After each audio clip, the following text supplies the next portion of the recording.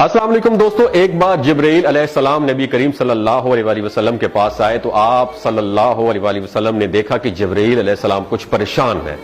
آپ صلی اللہ علیہ وسلم نے فرمایا جبرائیل کیا معاملہ ہے کہ آج میں آپ کو غمزدہ دیکھ رہا ہوں؟ تو جبرائیل علیہ السلام نے عرض کی اے محبوب، کل میں اللہ پاک کے حکم سے جہنم کا نظارہ کر کے آیا ہوں، اس کو دیکھنے سے مجھ پہ غم کے آثار نمودار ہو رہے ہیں۔ نبی کریم صلی اللہ علیہ وسلم نے فرمایا کہ جبرائیل مجھے بھی جہنم کے حالات بتاؤ۔ جبرائیل نے عرض کی جہنم کے کل 7 درجے ہیں اور ان میں سے جو سب سے نیچے والا درجہ ہے اللہ ان میں منافقوں کو رکھے گا، اس سے اوپر والے 6 درجے میں اللہ تعالیٰ مشرک لوگوں کو ڈالیں گے، اس سے اوپر 5ویں درجے میں اللہ سورج اور چاند کی پرستش کرنے والوں کو، عبادت کرنے والوں کو ڈالیں گے، 4تھے درجے میں اللہ پاک آتش پرست لوگوں کو ڈالیں گے، اور 3رے درجے میں اللہ پاک یہود کو ڈالیں گے، 2 درجے میں اللہ تعالیٰ عیسائیوں کو ڈالیں گے۔ یہ کہہ کر جبرائیل علیہ السلام خاموش ہو گئے تو نبی کریم صلی اللہ علیہ وسلم نے پوچھا جبرائیل آپ خاموش کیوں ہو گئے؟ مجھے بتاؤ کہ پہلے درجے میں کون ہوگا؟ جبرائیل علیہ السلام نے عرض کیا کہ اے اللہ کے رسول، پہلے درجے میں اللہ پاک آپ کی امت کے گناہگاروں کو ڈالیں گے۔ جب نبی کریم صلی اللہ علیہ وسلم نے سنا کہ میری امت کو بھی جہنم میں ڈالا جائے گا تو آپ بے حد غمگین ہو گئے اور آپ نے اللہ کے حضور دعائیں کرنا شروع کر دی۔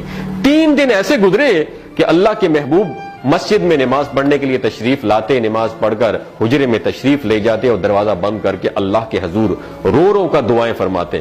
صحابہ حیران تھے کہ نبی کریم صلی اللہ علیہ وسلم پر یہ کیفیت کیسے طاری ہوئی ہے، مسجد سے حجرے جاتے ہیں، گھر بھی تشریف لے کر نہیں جا رہے۔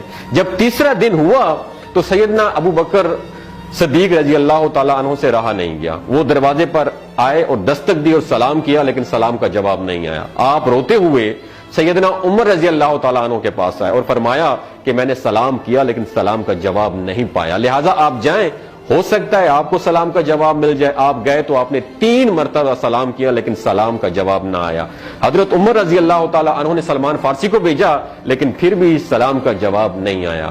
حضرت سلمان فارسی نے واقعے کا تذکرہ حضرت علی رضی اللہ تعالیٰ عنہ سے فرمایا۔ انہوں نے سوچا کہ جب اتنے عظیم شخصیت کو سلام کا جواب نہیں ملا تو مجھے بھی خود نہیں جانا چاہیے، بلکہ مجھے ان کی نور نظر بیٹی حضرت فاطمہ رضی اللہ تعالیٰ عنہا انہیں اندر بھیجنا چاہیے۔ لہٰذا آپ نے حضرت فاطمہ رضی اللہ تعالیٰ عنہا کو سب احوال بتا دیا۔ آپ حجرے کے دروازے پر آئیں، ابا جان السلام علیکم۔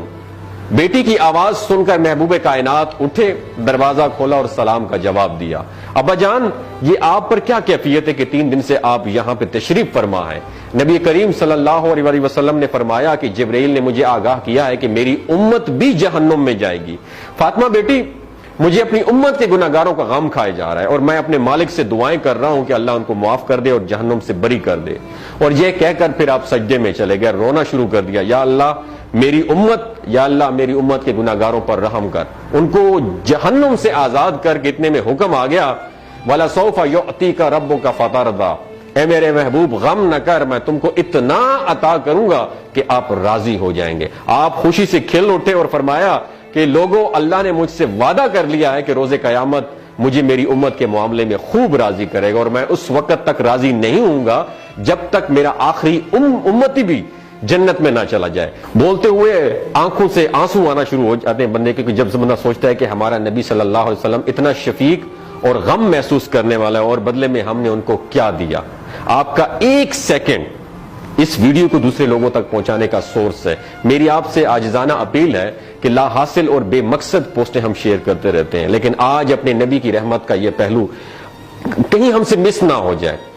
ایک شیئر کر کے اپنا حصہ ضرور ڈالیے گا، کیا پتا کون گناہگار پڑھ کر راہ راست پہ آ جائے اور دوسروں کو تھوڑی سی ہدایت مل جائے۔ کہنے کا مقصد یہ ہے کہ ایک نبی ہمارے لیے اتنا غم خوار ہے اور ہم یہاں بیٹھ کے اس کی امت کے اوپر اتنے مظالم ڈھائے جا رہے ہیں، ہمارے فلسطینی بھائیوں پہ اتنا ظلم کیا جا رہا ہے، لیکن ہم ٹس سے مس نہیں ہو جا رہے۔ آج ہمارے پاس اگر تلواریں ہوتی تو ہم تو بالکل سوچنا ہی ختم کر دیتے، لیکن آج ہمارے پاس میزائل ہیں، آج ہمارے پاس ایٹم بم ہے، لیکن پھر بھی ہم بے حس بنے ہوئے ہیں۔ اللہ تعالیٰ ہمیں ہدایت نصیب فرمائے، اللہ تعالیٰ ہمارے لیے آسانیاں پیدا فرمائے اور اللہ تعالیٰ ہمیں نیک کام کرنے کی توفیق عطا فرمائے۔ اپنا اور اپنے ساتھ رشتوں کا خیال رکھیے گا۔ اللہ حافظ۔